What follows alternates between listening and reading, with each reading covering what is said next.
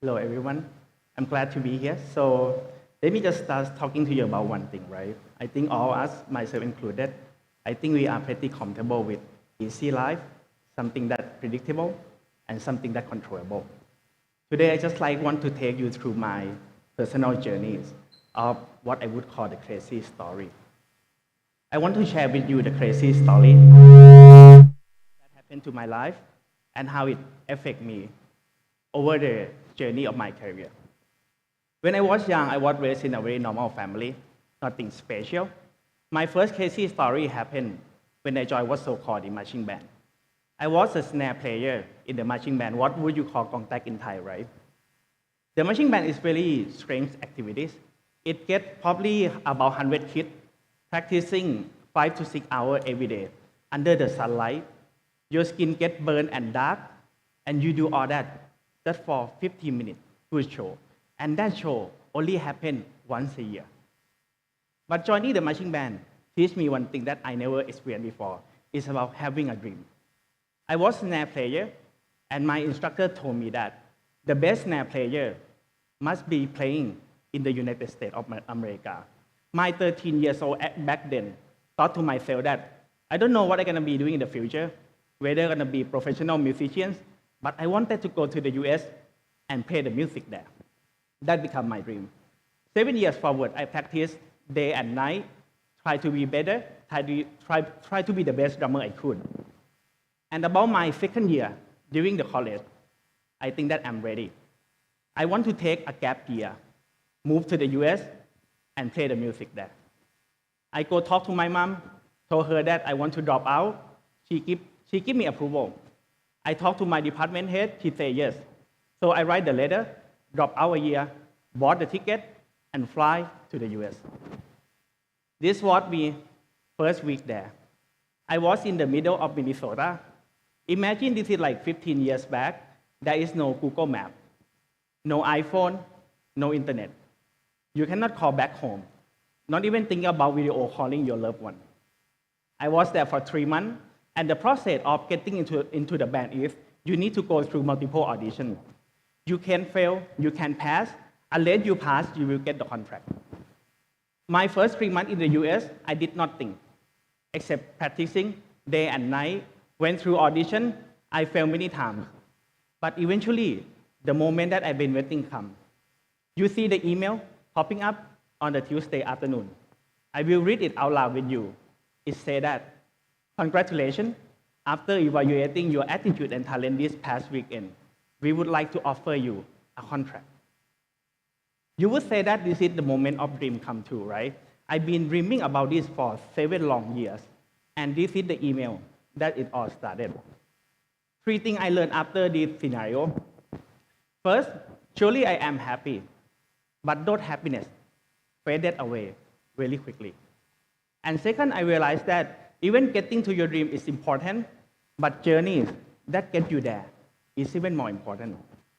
And third, by trying to achieve your dream without knowing it, you get yourself out of comfort zone.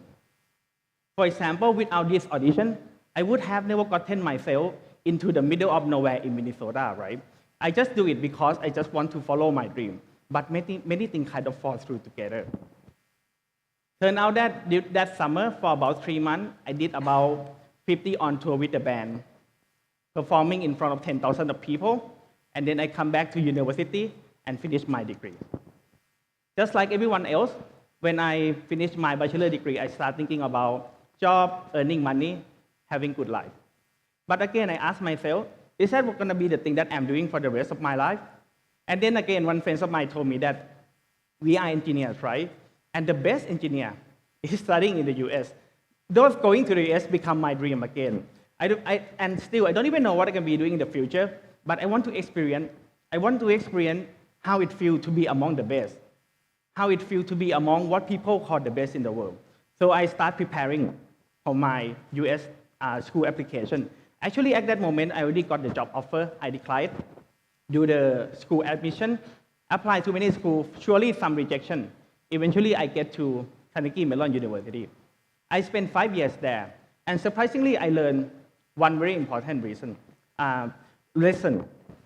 So In terms of intellectual capability, I found that there is no big difference between Thai students and many other nationalities.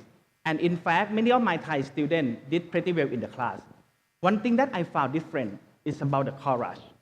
The courage of my friends surrounding me, the courage of doing something risky, the courage that doing something uncontrollable, and the courage that doing something that you are not even sure what the result gonna be like.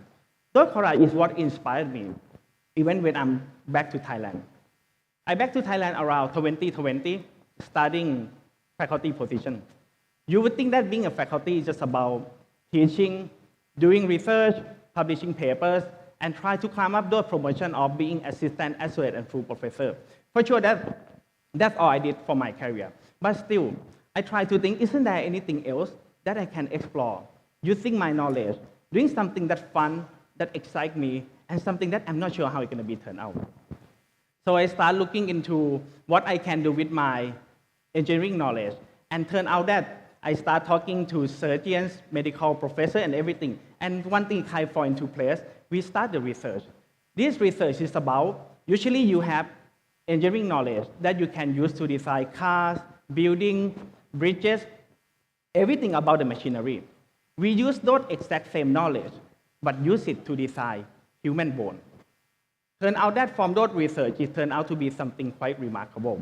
We are able to design the new human bone that is light, strong, and compatible with the nature bone.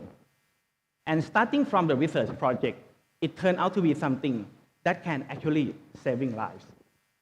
I want to walk you through one case that how we work with the surgeons. The picture you see is the hand of the patient who got crushed because of the accident. You see that his finger bone is missing. Without any technology, surely he can get the treatment, but his treatment result could be substantially compromised. We start working with the surgeon using our engineers' know-how to design the new finger. We 3D print the finger, and the surgeon put the finger back for the patient.